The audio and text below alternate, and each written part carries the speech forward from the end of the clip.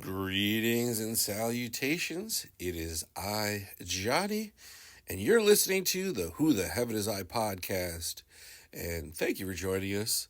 Um, I'm going a bunch of episodes strong. I think this is episode 12. Um, and I'm getting some great feedback. So thank you so much for listening. Don't forget if you want to be interactive, I would appreciate it. Just because I'm speaking all this stuff. It's kind of like off the top of my head. Just kind of put it out there, and hopefully there's some value to all y'all out there. But every episode, when you go into Spotify, at the bottom, you'll see a question of the episode and a poll. So you can even pause this one right now and just zoom back out and look at it, unless you're listening to this on like Apple Podcasts or Google Podcasts. But you should try it on the Spotify just because the interactivity is cool. And there's even a place, if you click in, I think, the description of the podcast, for where you can record me a voice message. Wow! So, yep, just wake up, pee, and record. And that's what I've been doing for the past week and a half, and it's been cool. So, anyway, let's jump right in. Because this one is, I actually was thinking of speaking about one thing, and then I woke up in a funk. Like, I had a good night's sleep. I don't really sleep well lately because I got a lot of stressors in the universe coming at me, and there's a lot of opportunities in my life, and I'm just, I feel it. Even though I do my meditations and I get my balance, sometimes things come at you. And what I find is if I can't do my meditation and get into my center that, hey, everything's gonna be all right, then the the stress of other people can start to wear on you. Um, and this is really, really challenging for me as I'm trying to do something that's new and people don't understand, um, because people see from their point of view. But everyone has their own stressors, and to me, it comes down to usually one thing: money, money, money, money. People get so super stressed out, and their whole DNA and makeup of their person changes when they feel like, oh my gosh, I need the money, like desperate for cash or something. Like if they got a bill to pay, and today's the 30th of April, even though it's not. You may be listening to it now, but anyway. So it could be the end of the month, and they got the bill to pay on the first, and oh my gosh, what do I got to do? They're freaking out. Then it's kind of like, well, what do I do? And freaking out isn't going to make it better. In fact, it'll actually make it worse. With the state of the economy that it is, where everything's inflating like at rapid rates, I think the statistic is the way that things have inflated in the past 4 years has been what normal inflation occurs in 30 or 40 years. And that to me is crazy. Um, I mean, just going into CVS, and it's not CVS's fault. I mean, because all these companies are raising the price of it. They're just on par with things. But, you go to find like laundry dryer sheets for like $7. Like, that's just crazy. I mean, good thing Dollar Tree still exists, right? But even them, I read a quote from the CEO that said, "We're going to have to raise our prices. Our demographic statistic team showed that many people that make over 100,000 a year are shopping here." So wow, so now you're gonna screw the little guys? That's kind of crazy. Like, first off, I mean, with the prices going up, I think everyone's going to start shopping at Dollar Tree, and that's just kind of the nature of it, which should be a good thing from a volume standpoint. But this is what happens: is that a company like this says, "Well, I'm just going to raise the rent," arbitrarily, and then it's kind of like price gouging a little bit, because people are coming there, and then it's like now you're going to raise the prices to then box out the people that really, really need it. And then that's what causes the inflation, because then the other guy that sells the other stuff raises their prices. It just becomes like some Mexican standoff. Everyone's holding the guns at each other, just raising prices, raising prices.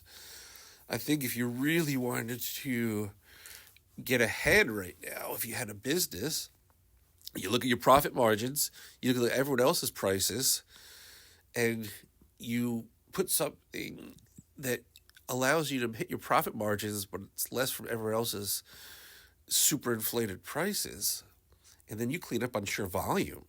Like, that's just smart statistics there. Not statistics, strategy. Yeah, it's really, and like I said, I didn't wake up well because I'm feeling stress from several people, and it's one of those things that I know in my mind, one person can only do what one person can do, especially with limited resources. Now you take that and you take away the resources and you give the workload of 5 people. What's a realistic expectation? And that's what I work with. I work with in reality.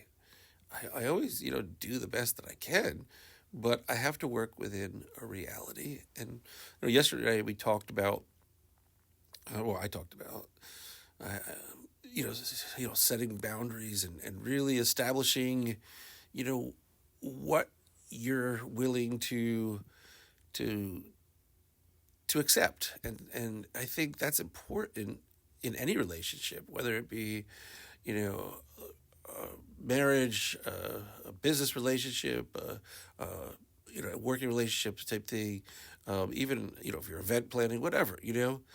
I mean, friendships, you don't necessarily have to have like immediate defined boundaries or anything like that.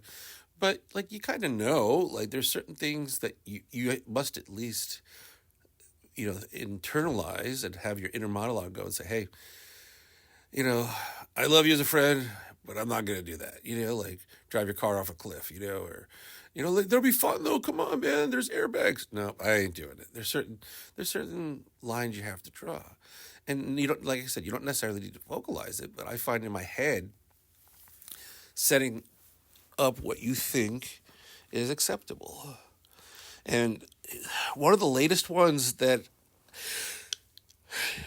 happened last year, I said, I set out on my birthday last year, 2023, and I said, no one gets to tell me how I feel anymore. And this is a really, really bad, quote unquote, help mechanism from strangers or people that you know that are filtering things through their point of view and go, oh, it's not that bad. Don't worry about it.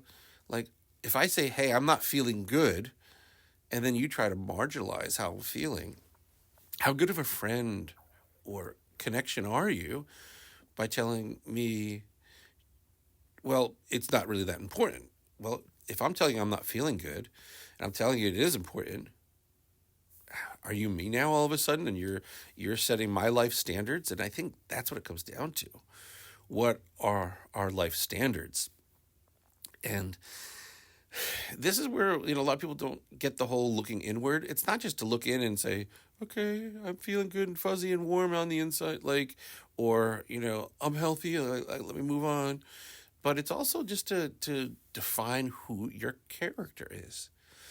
If we're living in a Shakespearean method where the world is but a stage and we are all mere players, then define your character, wardrobe and all. Like, how do you want to dress? How do you want to look? How do you want to feel?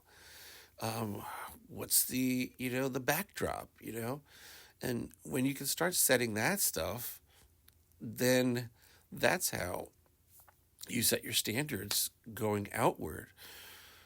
They always say, play the part that you want, and there is some truth to that. Like, you got to get comfortable being who you want to be, and you'll never get there if you're letting people define who you are for you, as well as not taking the time to really discover your likes, your dislikes, and you know what you're willing to die for and what you're willing to budge on. I mean, there's certain things that, like in order for this world to exist, I find we've all got to be amenable to some sort of change, to some flexibility and fluidity, so we can go ahead and make sure that we're going to be feel comfortable. Like, and if you don't do that, then you get put into a lot of situations where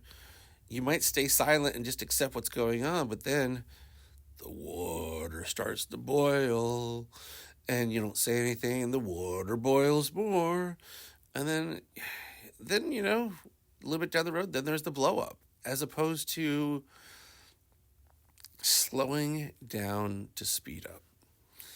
I feel that we are all too often, myself included, although I've gotten better, rushing to get stuff done and and and feeling the anxiety and the anxiousness that time, gotta get this done. Which, certain things you do have schedule and deadlines and punctuality. But in the same token, if it's truly not a life or death matter, why make it one? Why take on the the extra stress of a clock ticking in your ear, tick tock, tick tock, tick tock, when you've already got the focus of the work or the commitment, whatever it is at hand. You can only do what you can do, um, and that's pretty much what you got to focus on. And that's why really understanding that there's going to be ups and downs in anyone's life, but it's how you navigate the roller coaster, because I don't think we want to live just a flat life. That would be boring.